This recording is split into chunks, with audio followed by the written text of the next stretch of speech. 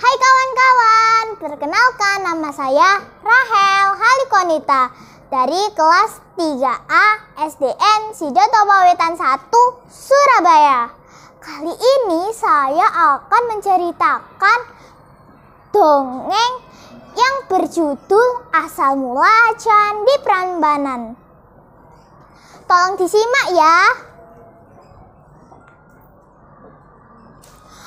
Pada suatu hari, ada sebuah kerajaan yang bernama Kerajaan Tungging, yang dipimpin oleh raja yang bernama Damarmaya.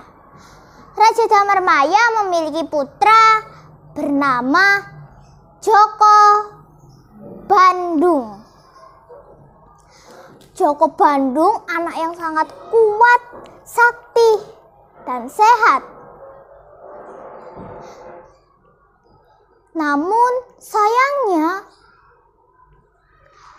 Joko Bandung yang sudah dewasa tidak ingin menikah. Hingga suatu hari ia menemui ayahnya.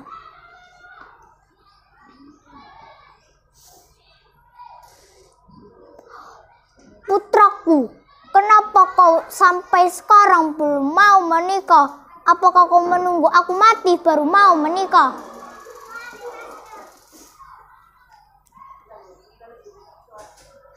"Ampun Ramah Prabu, hamba belum siap berumah tangga. Tidak ada gadis yang cocok di hati Ananda." "Apa? Masa sudah banyak gadis yang datang ke negeri ini untuk melamarmu, tapi kau tidak menemukan gadis yang cocok denganmu?"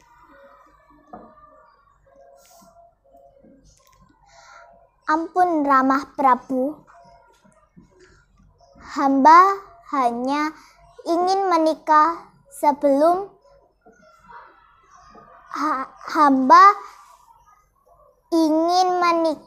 sesudah kerajaan Prambanan jatuh ke dalam tangan kita."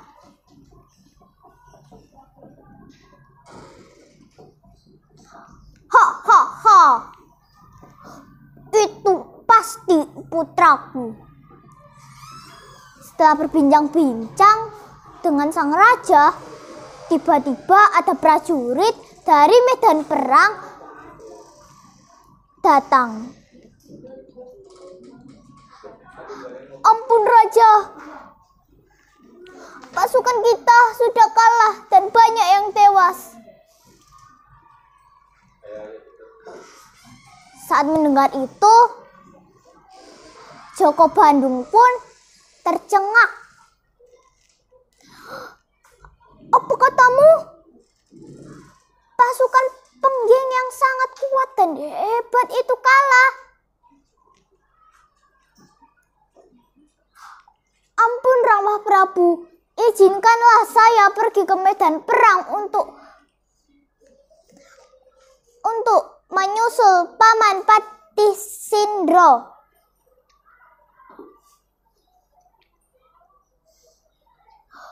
Raja pun mengizinkan putranya untuk pergi ke medan perang. "Baiklah putraku, cepatlah pergi dan cepatlah kembali."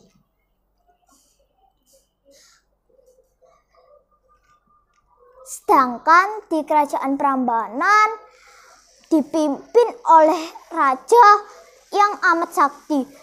Dia terkenal dengan tubuhnya yang tinggi, besar, dan sangat kuat sekali, bernama Raja Baka. Hingga sebagian orang menganggapnya sebagai keturunan raksasa. Namun aneh sekali ya teman-teman, Raja Baka memiliki putri yang amat cantik jelita, bernama Dewi Roro Jonggrang. Berbeda dengan sang ayah, Dewi Roro Jonggrang adalah putri yang sangat lemah gemulai, cantik, dan tubuhnya tidak terlalu tinggi seperti ayahnya, hingga dia tidak cocok menjadi anak sang raja. Namun Dewi Roro Jonggrang sangat menghormati sang ayah, tidak peduli apa hinaan kata orang.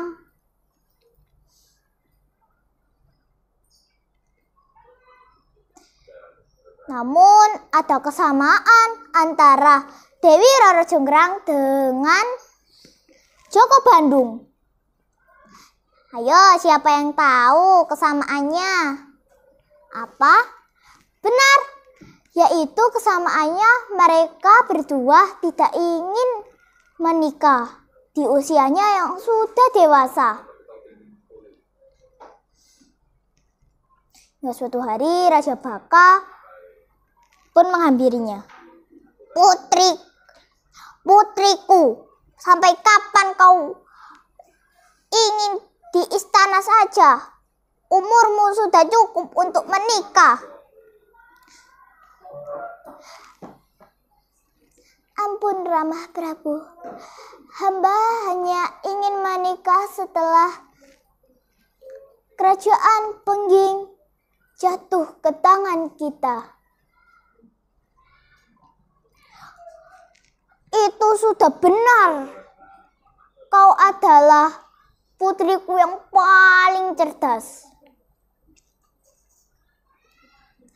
Baiklah, untuk mewujudkan permintaanmu ini, aku akan pergi ke medan perang untuk memimpin pasukanku. Hahaha. Akhirnya Raja Baka pun pergi ke medan perang. Tidak butuh waktu lama, Raja Baka pun sampai ke medan perang. Semuanya minggir. Prajurit kerajaan Prambanan, cepat lari ke belakangku.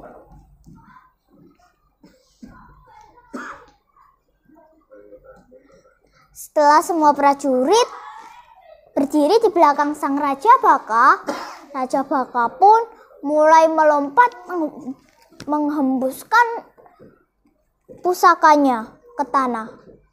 Boom! Saat pusaka itu dijatuhkan ke tanah, semua pasukan kerajaan Pengging pun berhamburan.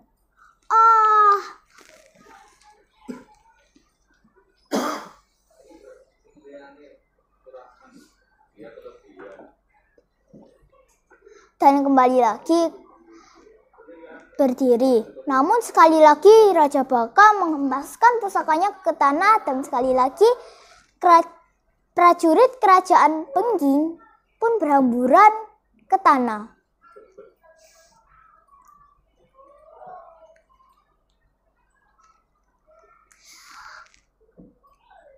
Joko Bandung yang tadi berangkat dari kerajaan Pengging harus melewati hutan angker yang masyarakat menyebutnya hutan kekuasaan Bondowoso.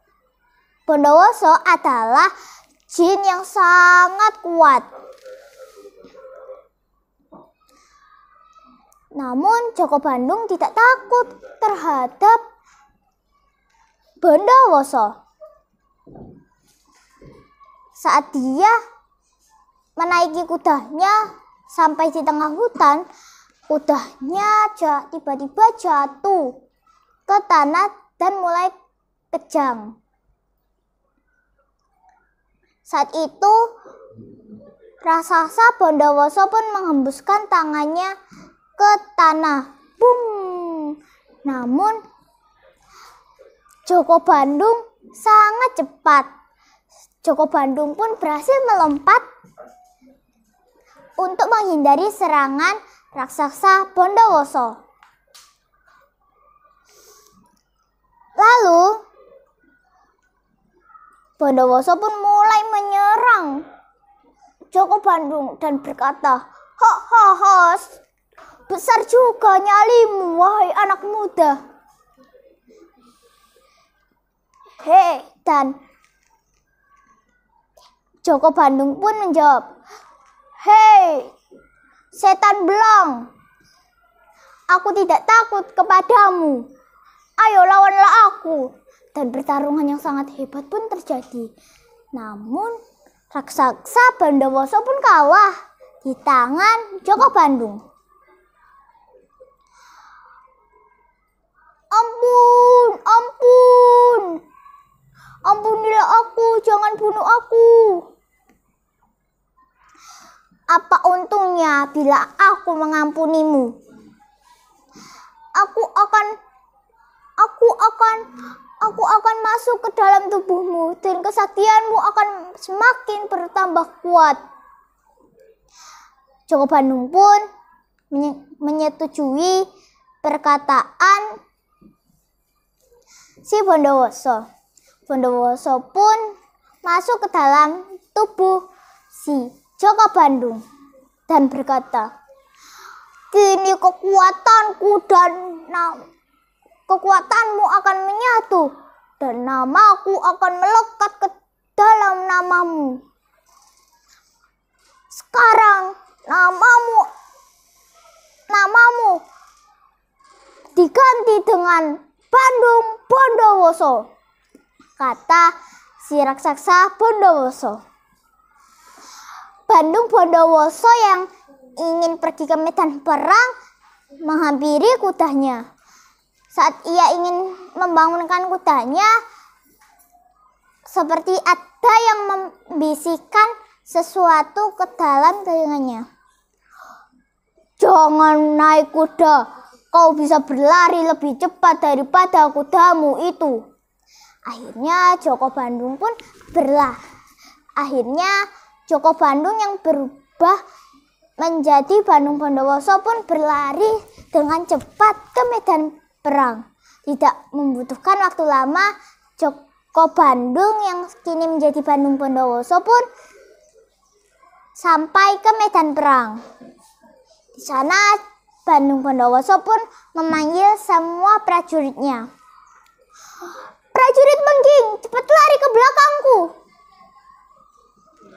Akhirnya prajurit Mengging yang tersisa di medan perang pun lari ke belakang Bandung Bondowoso.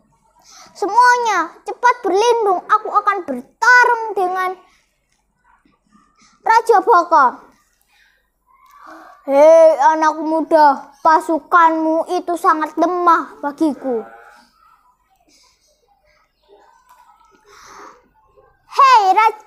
Hei Raja jelek dan serakah, ayo lawan aku. Mereka bukan tandinganmu, akulah tandinganmu. Akhirnya perkelahian yang besar pun terjadi. 2 jam telah berlalu untuk berperang. Akhirnya Bandung Bondowoso pun yang menjadi pemenangnya. Dan Raja Baka pun tewas di tempat itu. Saat itu pasukan kerajaan Prambanan yang melihat itu pun langsung gemetar berlarian melihat rajanya yang sangat kuat telah dikalahkan. Oh, Raja Baka telah dikalahkan, ayo pergi. Namun salah satu prajurit itu tidak dapat pergi.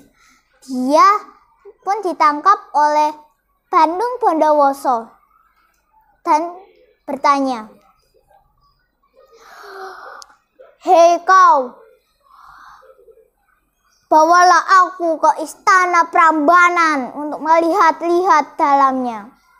Akhirnya setelah sampai di Prambanan, Bandung Bondowoso pun terkejut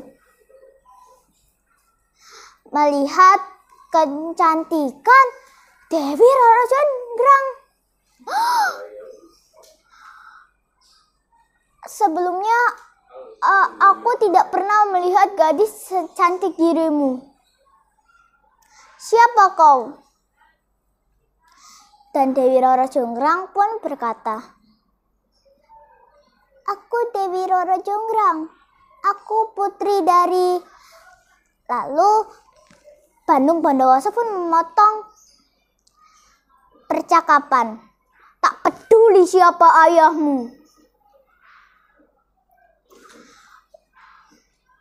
Lalu Bandung Bondowoso pun mengatakan isi hatinya kepada Dewi Roro Jonggrang dengan membisikkan sesuatu. Hei Dewi Roro Jonggrang, apakah kau mau menjadi permaisuriku? Saat mendengar itu, Dewi Roro Jonggrang pun tercengak. Namun sebelum menjawabnya, Dewi Roro Jonggrang pun diberitahu oleh prajurit itu. Maaf Dewi, Raja Baka telah tewas di tangan pemuda itu. Saat mendengar itu, Dewi Roro Jonggrang pun terjatuh ke tanah.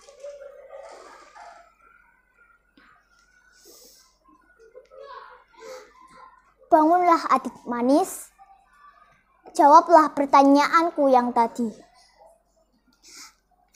Dan Dewi Roro Jonggrang pun menjawab, maaf, hamba masih belum bisa mengatakan sesuatu. Tolong berilah hamba kesempatan sampai nanti sore. Setelah berunding dengan para dayang yang ada di istana, Dewi Roro Jonggrang pun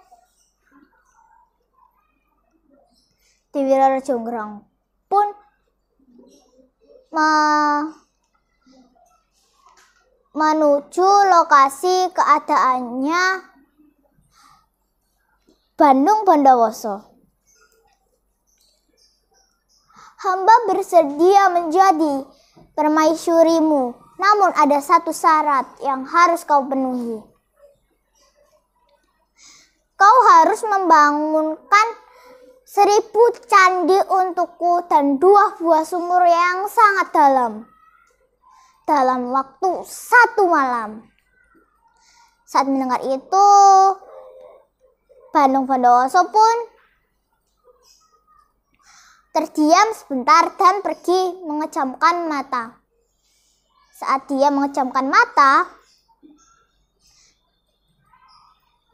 Bondowoso, si setan belang itu berkata, terimalah syarat itu.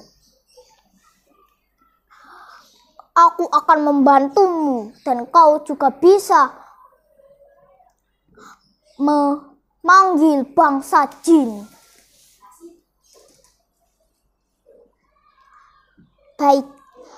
Baiklah, aku akan menerima syaratmu itu.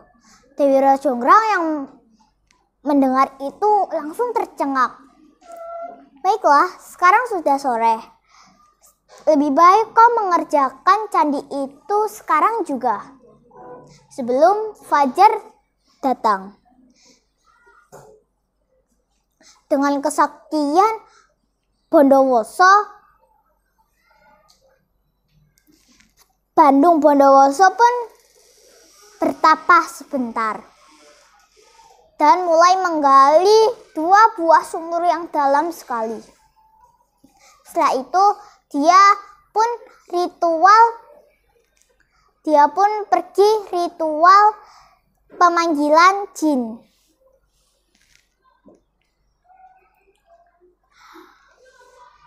Hei jin, cepat bangunlah 1000 candi dalam waktu 1 malam. Baiklah tuanku. Para jin menjawab. Dan tidak butuh waktu lama, 999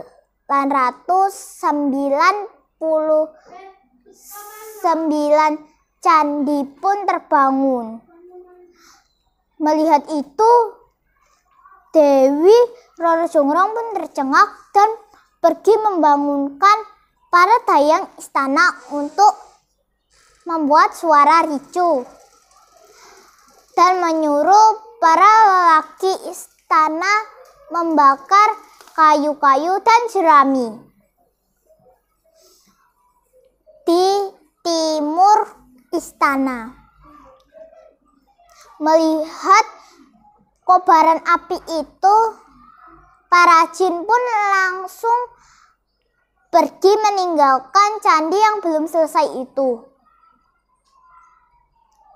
Jin-jin itu mengira fajar telah tiba. Merasa curiga dan sangat marah, Bandung Bondowoso pun terbang menuju api-api itu dan melihat para lelaki istana membakar kayu dan jerami. Dia pun marah, kemarahannya sangat memuncak dan ia pun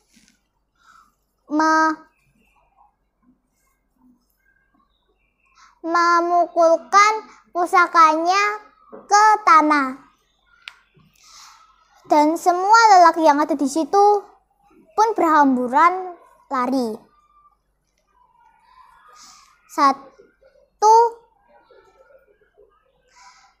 Satu lelaki tidak dapat kabur dari tempat itu. Dia tertangkap oleh Bandung Bondowoso.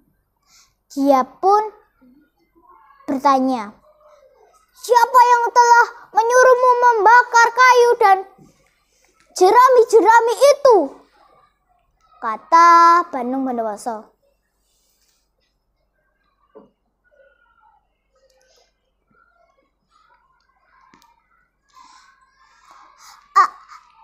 "Ampun Tuan, kami hanya disuruh oleh Dewi Roro Jonggrang." Dengar itu, dia pun kemarahannya pun memuncak. Joko Bandung pun mulai terbang kembali ke candi-candi yang belum selesai itu. Namun saat tiba di sana, hari benar-benar sudah pagi dan Dewi Roro Jonggrang pun menghampirinya. "Sudahlah, kau tidak bisa membangun 1000 candi untukku." Sudahlah. Jika kau tidak ingin menjadi permaisuriku, katakanlah Roro Jonggrang.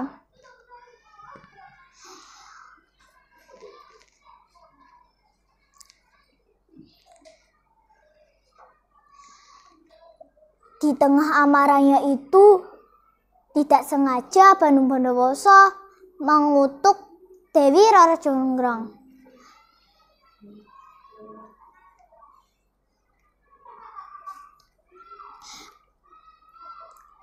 "Otakmu itu sangat licik seperti batu." Saat mengatakan itu, tubuh Dewi Roro Jonggrang pun berubah menjadi batu.